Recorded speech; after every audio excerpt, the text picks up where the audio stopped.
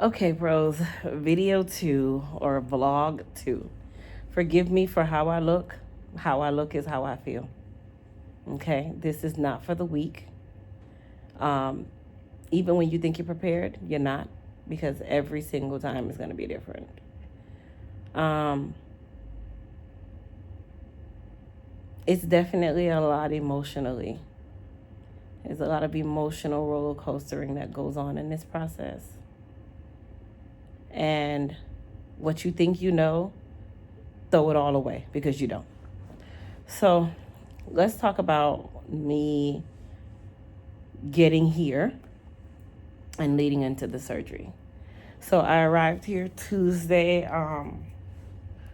afternoon. The recovery house includes transportation in their pricing. So I had to pay $150 additional to my reservation for me to have a driver who would pick me from the airport, take me to my doctor's appointments, and then, of course, take me back to the airport whenever time. And then, of course, you could utilize them for any other little runs you need to make, but you pay for those separately. Now, the recovery house that I stayed in was called Royalty Suites. It was one of the nicer ones that I saw, and I looked at so many of them. But when I tell you, probably one of the most unprofessional, disrespectful, unprofound, never recommend places I would ever say, yeah, that's one of them. Especially this one. And I'll tell you guys why. Everything that I say is 100% fact. I don't put emotion into any of this because the emotion has nothing to do with business. When I arrived, everything was good. You know, the driver picked me up. He's really cool. Alfredo's real cool. He stopped at the grocery store, brought me to the recovery house. And upon entry into the recovery house, it's in a really nice building or whatever the case may be. I arrive here and go into my room, and it just didn't feel luxury to me. Because I paid for what they considered the luxury condo. I didn't even pay for the shared house where it's like a house with a bunch of rooms, or like multiple women can be in one room. It might be 2 women in a room. Sometimes I've seen houses where it's 4 beds in a room. Like, it wasn't that I paid for. I paid for the luxury condo. Okay. Now, anything that I want, if it's my money and God's willing, I'm gonna pay for it. So I said, okay, I'm gonna pay for this luxury condo, and I'm gonna enjoy this. Okay. Anyway, get into my room. Number one, the closet. The room that they put me in, let me just say this. The room they put me in, the house has 3 rooms. I didn't really have a choice of room, so I didn't know there was a difference in any of them. And the room they put me in, the closet has no light in it.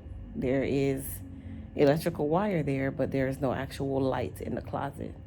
Now, don't get me wrong. I know that I'm coming to a foreign country. It's a give and take.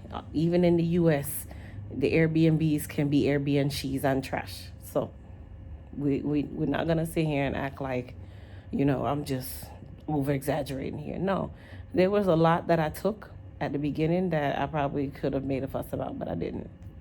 So, I was okay. I was like, okay, I'll just use the light in the room to go in the closet. No problem. That night, I go to shower. I turn the shower on, and water starts spraying everywhere from the hose. Basically, the hose, because it's one of those showers where you can pull the hose off, that we all have. The hose had a humongous split in it, and water was just gushing everywhere. So when I told one of the, what I assume to be nurses, because you're supposed to have 24-hour nurse care here. When I hear the word nurse, I think RN, okay? But CNA, I'm not going to down anybody. Could be either one. Anyway, she's like, oh, well, you just use the one at the top. And I'm like, okay, no problem. Also, I'm a crevices kind of person. I notice crevices and all this stuff. So I noticed that the cabinet door was falling off. in the bathroom once again. Didn't say anything. I also noticed that the bathroom sink was not clean. I just once again took my wipes, wiped out the sink. Mind you, this is the luxury condo, but okay, no problem. Anyhow, that night I just said, you know what, it is what it is. Don't stress about it. Just woosah. This was Tuesday night. And, out of anticipation and excitement, I just was not going to try to spoil the vibe, So that night I laid down, I went to sleep, woke up that morning because my pre-op appointment was that Wednesday morning at 8 a.m. So I arrived Tuesday afternoon. Pre-op is Wednesday morning at 8 a.m. The driver says he'll be there at 7:30, so I get up around 6 something, get myself together, get my clothes on, all that good stuff, get my book bag or my little wallet thing, and jump in the car, and he takes me over to the doctor's office. Now, that whole process, when I tell you people are sleeping on the DR and the people are giving the DR a bad name, I'm going to tell you right now, in the United States, they are shortchanging the hell out of us when it comes on to these plastic surgeries. For the amount of money that we're paying, they are shortchanging and playing with our health. Because for the DR, I paid at least a quarter less than I would have paid at home for everything that I got done. And I got a ton of stuff done. So honestly, I paid at least half price of what I would have paid at home, minimum. Okay? When you go to your pre-op here consists of an entire day. Okay, I had to get a chest x-ray. I had to do blood work. I had to see a cardiologist and get an EKG and an echocardiogram. I had to see a pulmonologist who specializes in the lungs. I had to get an ultrasound of my legs or the veins in my legs to make sure that there was no pre-existing blood clotting in there. I had to literally go and see a thyroid doctor, an endocrinologist. So the endocrinologist would clear me because I told them that I had a thyroidectomy 12 years ago. Okay? All of this, I had to do a CT scan, okay, where I went to another office and got a CT scan, and they sent the results back. This is why most doctors want you to do your pre-op 2 days before, so they can really look at everything and make sure that everything's okay before they will allow themselves to touch you. Okay? In the United States, I went to get a tummy tuck and lipo, and you know what they did? They had me come down there 2 days before, go do my labs. They checked my labs. Everything was good. Okay, we're going to schedule you for this date this time. You didn't check my heart. You didn't check my lungs. You didn't check anything. I don't know what they're doing now, but I'm telling you that they are doing us a disservice in the United States. And while people think, oh my gosh, you shouldn't go to the DR. Oh my gosh, you shouldn't go to the United States. Okay, take it from a person who's done this already 3 times. And all 3 times, same thing. Okay? Anyway, I saw my doctor, and my doctor is a woman. You guys will find out who she is in a little bit.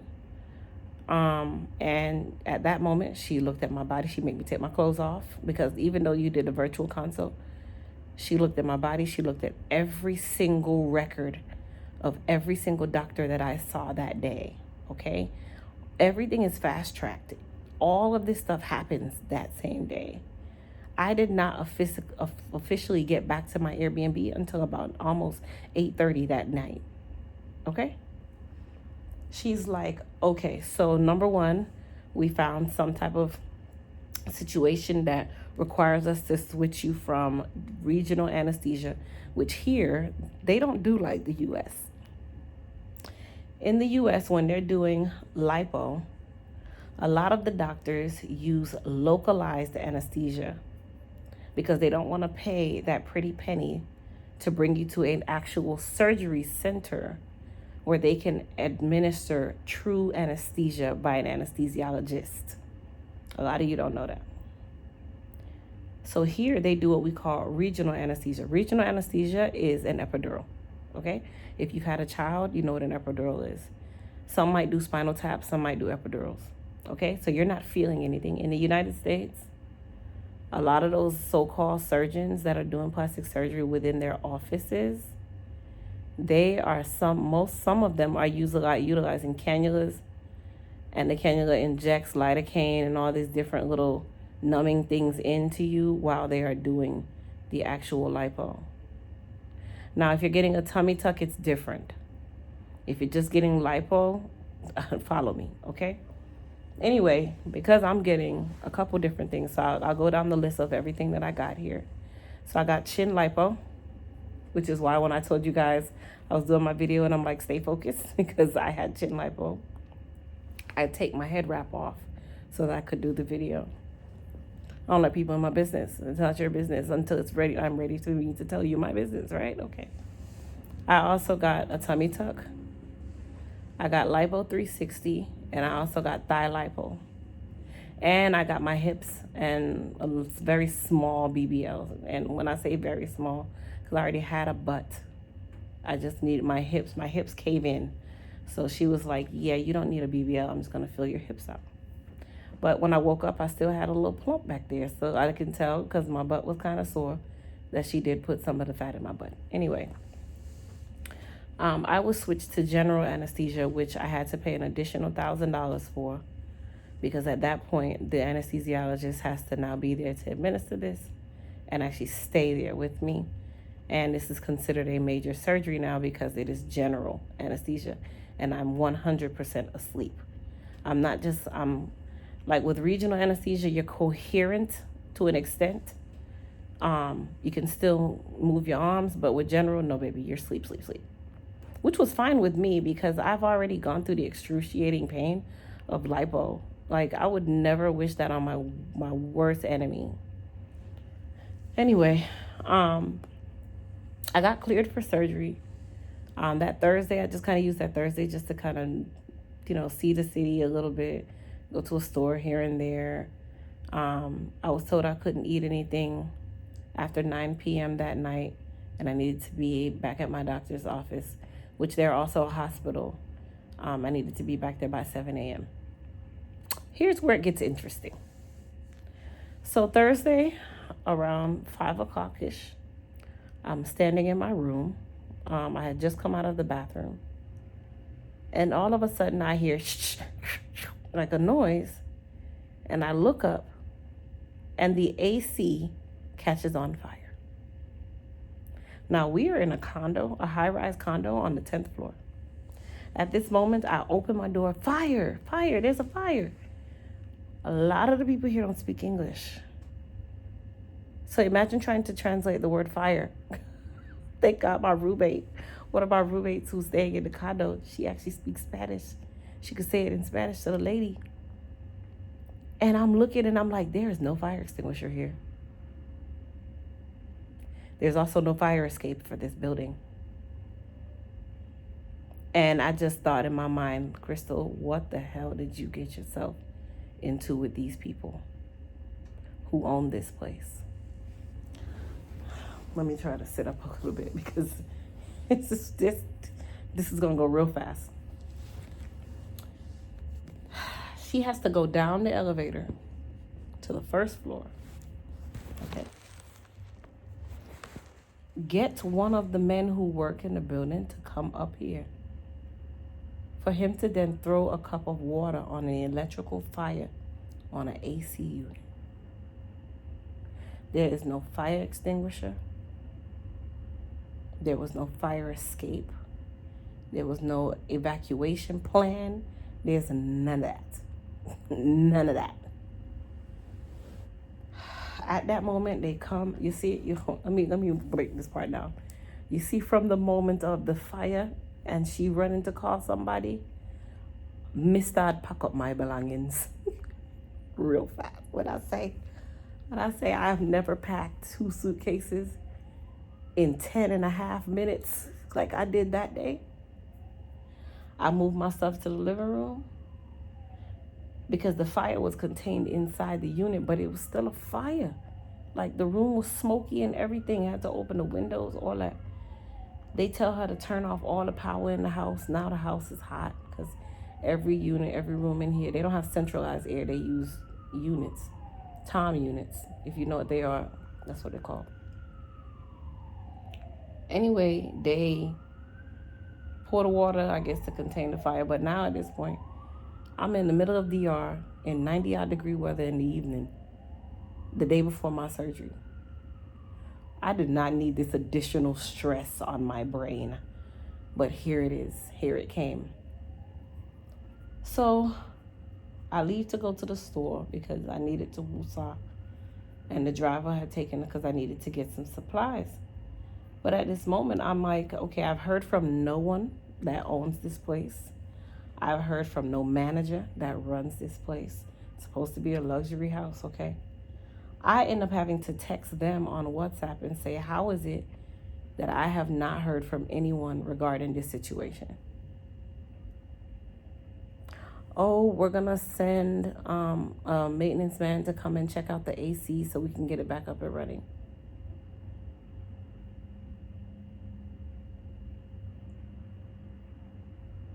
Bitch, did you not just hear me when I said it caught on fire? So you gonna send a maintenance man to do what? Honey, when I say I gave them the business in that message, I gave them the business in that message. I said, sweetheart, you got one of two options. You about to either put me in the Marriott across the street, or you about to refund me all my money, and I'm still gonna go to the Marriott across the street. She's like, well, let's just get the maintenance man first to see what's going on. Honey, the maintenance man comes.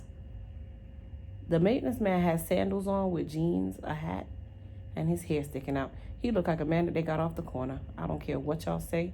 I don't care how disrespectful it sounds. I don't care how indigenous of the people it might be. I don't care, okay? You sent Pedro to come and look at an AC unit that caught on fire.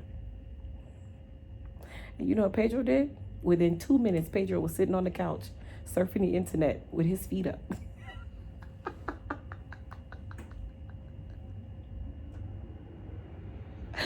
Uh-huh. Okay, hold on. I'm gonna keep going. Stay focused. At this point, I take a picture of Pedro. And because of respect for this person, because he has nothing to do with this, I'm not gonna put Pedro's picture up. But just know that Pedro did not look like no maintenance man. Period. Anyhow, I said, ma'am, she's like, she messages me back. Mind you, the person that I'm talking to, their name on WhatsApp says the Royalty Suites, okay? There are 2 owners to this place, both of which live in the United States of America. Both of which are the ones that answer these WhatsApps. But the person was trying to play like they are customer service of some sort, not knowing that, first of all, if you're customer service, how are you verifying my Zelle that's going to a private account with the owner's name on it? Within seconds of me actually sending it. So people try to play dumb or whatever, and I just play dumb with them. Anyway, so the lady's like, I'm not sure. I'm thinking we might need to move you to the other house. I said, move who to the other house? I don't want to go to that rinky-dink house. I don't want to go over there. And I'm not going over there. That's not what I paid for. You're going to have to put me in a hotel until you figure this out. Or just give me my money back and I still go to the hotel. Once again, exactly how I said it. She's like, okay, we'll go ahead and book you in a hotel for the night. I said, ma'am, that hotel better be a Marriott hotel, a Bonvoy, okay? Don't put me in no rinky-dink around here because that's not my style. I don't care what nobody say. I'm not lowering where I'm at, okay? That's just not what I'm doing. Honey, she says she messaging me. She ends up not even messaging me back. I message her and I'm like, hey, what's going on? Oh, I was trying to book the reservation, but they wouldn't let me because I'd have to be there with my card. Gave it away that you were the owner right then and there. I said, okay, so what's the name of the hotel? I can go pay for it. It's fine. You can just reimburse me. Do you know she sent me some name, Hotel Catalina, some. I said, ma'am, did I not just say to you that I don't stay in anything other than a Marriott? Especially coming here. Now, don't get me wrong. At home, I know how to pick and choose the locations. It don't necessarily have to be a Marriott at home. But because I know the area that I'm in and because I know where I'm at right here, I'd rather stay within this area. You're not going to send me cross town to some place that I've never been, know nothing about. I already don't know anything about this area. And the 3 hotels that I've seen in this area that I'm in were all 3 Marriotts. They were just different names, Aloft, Marriott, whatever.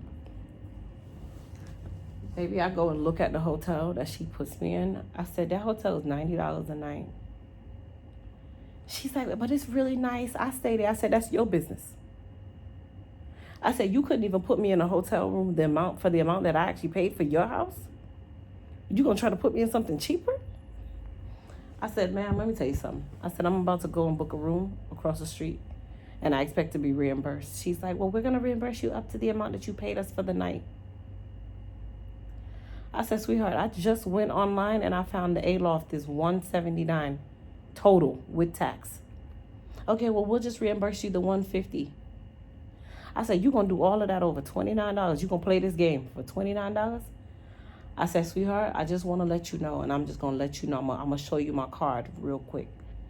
I said, just know that $29 is gonna tell 500,000 people how nasty this place is. And I'm so sorry that I had to draw that card, but I did, because I felt disrespected. I felt inconvenienced, and you doing it out of your convenience. And it's one thing to be remorseful about it. It's another thing to act like it's not even a thing. To this moment, I have not heard a one I'm sorry. I'm sorry that our AC unit blew up. She has the audacity to say out of her mouth, it was unforeseen. We didn't know that this was going to happen. But see, what she didn't know, the gag is, what she didn't know is one of the other ladies who was staying in the house told me that same unit was having problems from a week before up until the day I got there. She said they fixed the unit the day before I got there for it to catch a fire the next day. You know why it caught a fire? Because you went and found Pedro on the corner to come fix it. But this is supposed to be a luxury house. Not at all. There's a lot of other things in here that was wrong, which I will put pictures and videos in there for you guys. But definitely, I would not recommend this place to anybody. It's better you get an Airbnb, hire private nurses, and bite the bullet for that. Because honestly, you know, if the recovery house thing is the only thing that's in your budget, and you do what you got to do. But for the headache that I've experienced between getting here and having surgery now, never. Anyway, fast forward, I end up going to the A-loft. A beautiful hotel, by the way. Oh my gosh, theirs is absolutely gorgeous. Okay, nice. When I tell you, up to even the pillows were new. Okay, not like this old sippy dib right here that I'm just stay focused. Anyway, it was a lot of lies told about this recovery house. A lot of lies. A lot of lies. I would never recommend this place to somebody. And the only reason why I'm dealing with it is because I've already paid for it. But do you know how many times I've said to myself, you know what, F that money. Go ahead and go spend the money and go stay where you want to stay. But then I keep being told by my family. My family's like, no, Crystal, just, you only got a couple more days.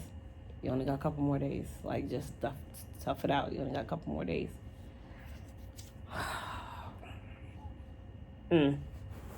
So, if you are ever coming to the DR, based on my recommendations, do not, I repeat, do not come to the Royalty Suites. Because it is nothing of royalty. It is nothing of sweet. It is bitter and sour, and they don't know how to run this place.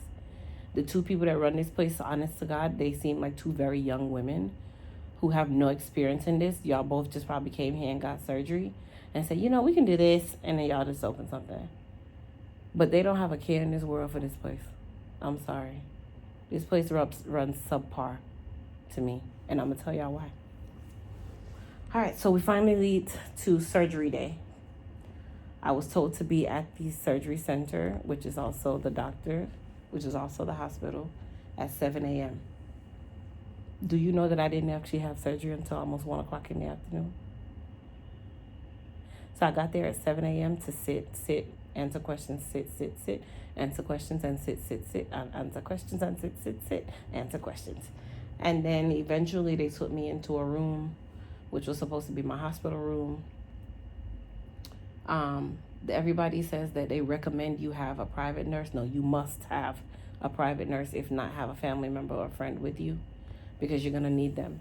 Okay, like this is the difference of the experience, because you have to stay 24 hours in the hospital with your surgeries here. You don't just go home. It's not like in the U.S. where you have your plastic surgery. You had a whole tummy tuck and lipo, and they still send you home as outpatient that same day. No, baby, not here. You stayed in that hospital for a minimum of 24 hours. They also require you to reserve and pay for 2 pints of blood. Even if you don't use them, if you don't use them, they'll refund you. But you are required to have 2 pints of blood paid for up front before your surgery, just in case they have to give you blood, because your hemoglobin might drop or something like that. Anyhow, I finally have my surgery. I wake up and okay, so let me tell y'all a little bit about chin surgery. So of course, chin lipo. Guys, I got chin lipo, right? You couldn't tell me that I did not have some sort of medical emergency within my procedure, because my mouth was doing this.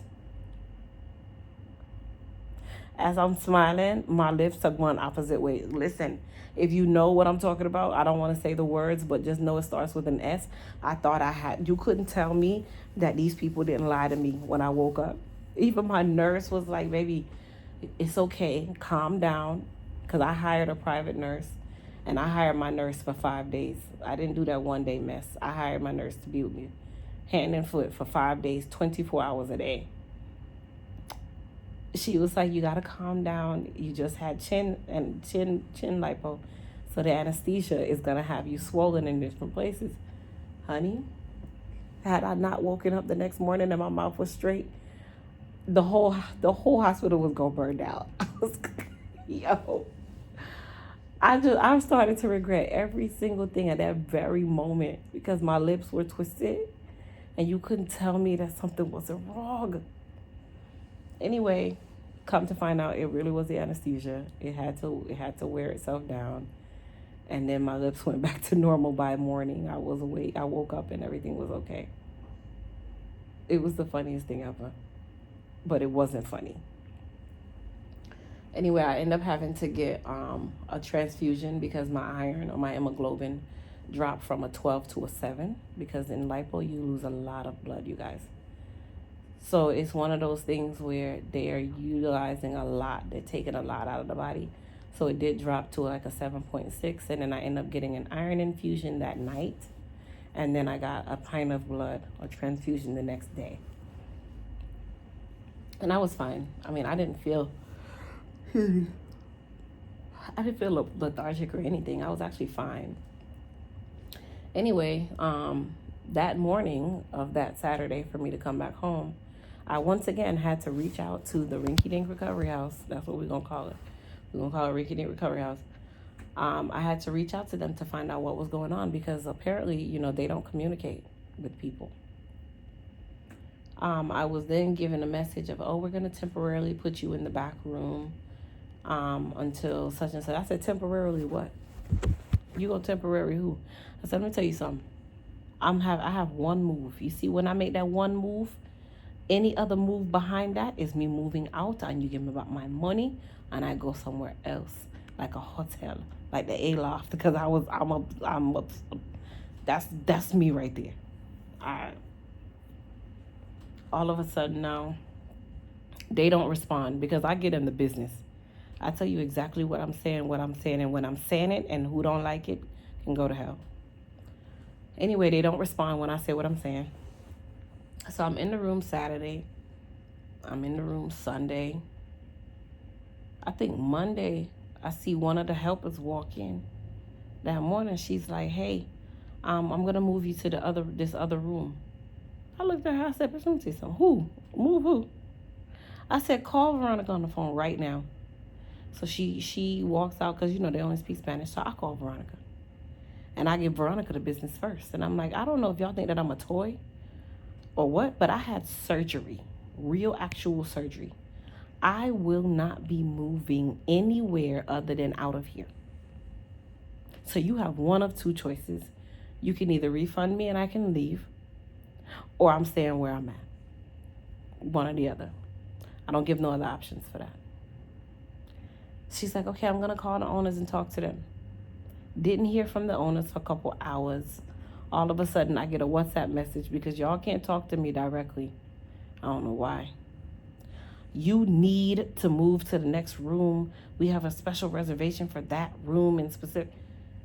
Baby, who told her to tell me I needed to do something?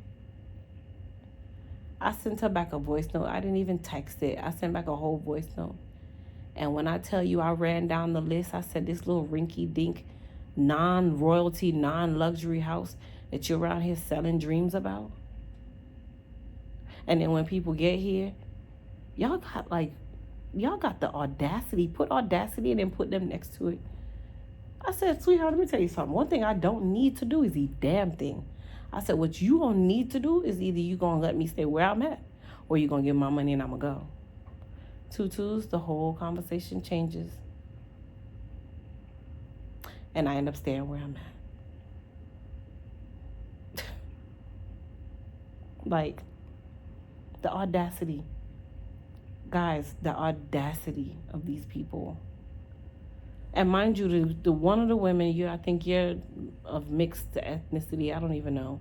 And the other one, you look Spanish-like, but the two of you live in the United States of America. And y'all sitting here selling these lies and these dreams to people, and then when they get here, they see that this house is really subpar of royalty. This luxury condo is really not luxury. It's really nothing near luxury for me. And maybe because I come from the U.S. and I've seen luxury, and I know what my house look like. This ain't no damn luxury. Y'all got IKEA furniture in here that's falling apart. Like, come on, my nigga. Like, let's not do that. Let's not do that. Let's not do that. The nurses are not actual nurses. Now, don't get me wrong. They might be CNAs. They could have an RN. Highly doubt it. My nurse team, my staff that I hired to be here for me privately are full-on RNs. They check my vitals 3 times a day, if not 4. They're looking for swelling. They're looking at my incisions. They're cleaning me up. They're giving me a physical bird bath. They are bathing me because you can't really take a shower. So they're bird bathing me. I don't have to do nothing. And I hired them for 5 days, at least a minimum of 5 days, because I knew that this staff could not help me. No. So I know this video has been quite long. I'm going to go ahead and cut it there. The next video, we'll talk about my surgery. You guys will get to hear about my surgeon, who she is, and just kind of the recovery process from the surgery date till now, which it's intense. It's intense. It's actually made me second guess about ever doing this again. Because it's just been so much. But you guys stay tuned for vlog number 3. Bye.